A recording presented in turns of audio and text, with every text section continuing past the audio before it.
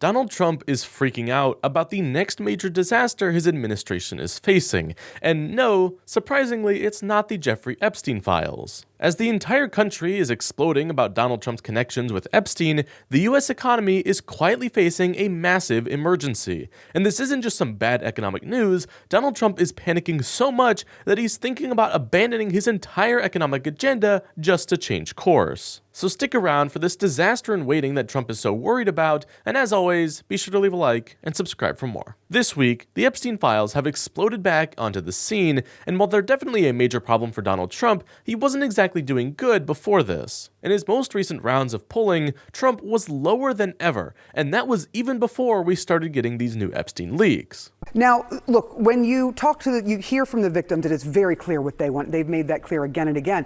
What does the American public think about how Donald Trump has been handling the Epstein files compared to all the other issues that he brought up during the campaign? Yeah, you know, Donald Trump is underwater on basically every single issue he ran on in 2024. But the Epstein files, the Epstein case, are especially dreadful for him. What are we talking about here? Well, let's take a look at Trump's net approval rating on the issue. Look, they're all in red. They're all in the negative territory. But on immigration, you know, he's 5 points underwater. Foreign policy, 8 points. Trade and tariffs, he's 17 points. The economy, 18 points. But look at the Epstein case. He is 39 points below water on the Epstein case. His net approval is 39 points in the negative. My goodness gracious. What Donald Trump has been selling on the Epstein files, the Epstein case, the American people, simply put, have not been buying at all, Sarah Seidner. The Epstein files weren't the start of Donald Trump's collapsing popularity, but they definitely could end up being the final nail in the coffin for his administration. And while this is all terrible press for Trump,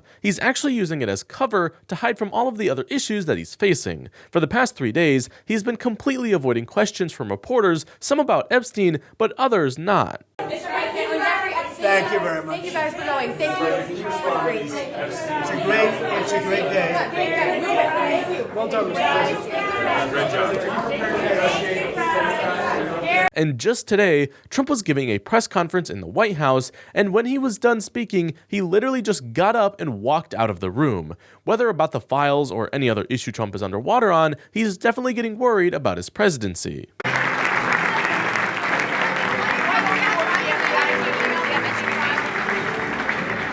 Now, of course, the Epstein files are a big deal and are going to be getting a lot of Trump's attention. They might even be fully responsible for him acting out of character, such as avoiding reporters and calling for emergency meetings at the White House. But there's one other issue that's bubbling up that could be an entirely bigger problem for the Trump administration. And that one, unlike the Epstein files, even his closest supporters can't pretend to ignore: the economy, or more specifically, the collapse of the American economy. You see, Donald Trump just got 2 huge pieces of news that could mean disaster for the economy before Congress can even get to releasing the files. The first, which I'm sure is a major personal blow to Donald Trump, came from China. After his trip to Asia last month, Trump came home literally calling the leader of China and America's biggest rival his close friend. I put a 100% tariff on China. As soon as I heard it, within 20 minutes, I put a 100% tariff on China.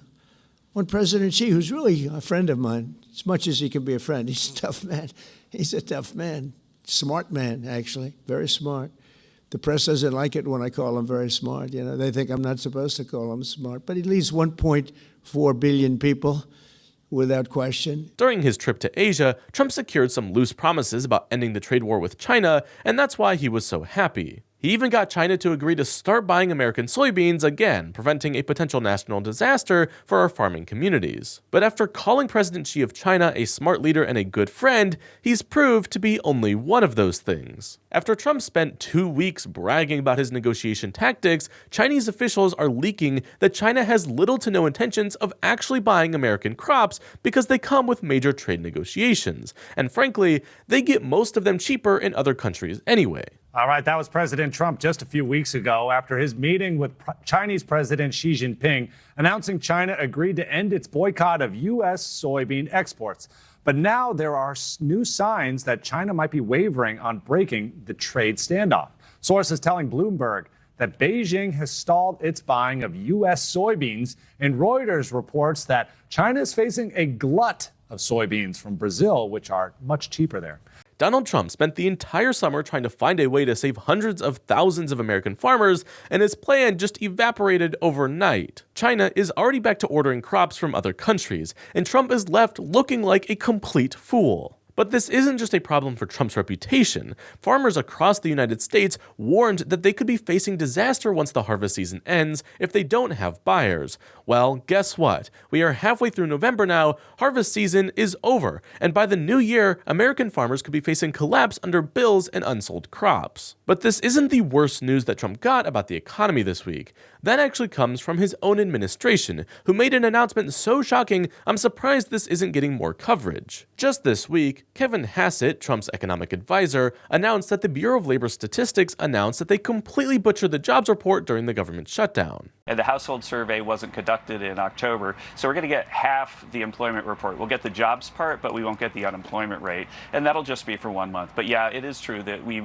probably will maybe be able to concoct something, but we'll never actually know for sure what the unemployment rate was in October. We will never know for certain what the unemployment rate was for October. How is that even possible? Even if there wasn't a single person at work during the shutdown, they should be capable of looking back over the month. This isn't a shutdown issue, this is a White House issue. Each month, the job report counts how many new jobs were created and how many people got let go from jobs. Not fired, but let go, meaning a company is shrinking its workforce or going out of business. The Trump administration will tell us how many jobs were created, but won't tell us how many jobs were lost in October. That sounds to me like they lost way more jobs than were created. And this idea is backed up by private payroll company ADP. According to the New York Times, ADP very accurately predicts monthly job reports, and even though the government is keeping quiet, ADP announced that they suspect around 150,000 jobs could have been lost in the month of October. And surprisingly, that doesn't include government workers. But here's the thing. Over the past few months, the Trump administration has struggled to even create 30,000 new jobs each month. If you add those numbers together, we could be looking at more than a negative 100,000 jobs in the US economy in October. This isn't just bad news, this is depression-level disaster for the Trump administration, and you can tell Donald Trump is starting to panic. First, he is now pushing full steam ahead with a plan to issue $2,000 checks to all Americans. He's calling this a reimbursement check from his tariff plans, but to me, they sound just like the stimulus checks issued during COVID to try to save the US economy. This is literally what the government did during the last big collapse that we faced. We're not highly levered anymore. Now, with that being said, we'll pay back debt, but we also might make a distribution to the people, almost like a dividend to the people of America. How much are you thinking for that, sir? Well, we're thinking maybe $1,000 to $2,000. Be great. And if Trump trying to issue stimulus checks again completely out of the blue wasn't a bad sign, what Secretary Bessent said today was even worse. Scott Bessent is Trump's Treasury Secretary who helped build his entire economic agenda, and just today, he announced that the Trump administration is looking at rolling back some of their tariffs, specifically on things like food. This is huge news, because not only does Donald Trump never change his mind on even the worst ideas, but Bessent specifically says that they want to bring down food prices, something that would be a huge problem if America is on the brink of a major recession. I can tell you, Brian, you're going to see substantial announcements over the next couple of days in terms of things we don't grow here in the United States. Coffee being one of them, bananas, other fruits, things like that. So that will bring the prices down very quickly. And Brian, we inherited this affordability mess. It was the worst inflation 40, 50 years, one of the worst in the nation's history.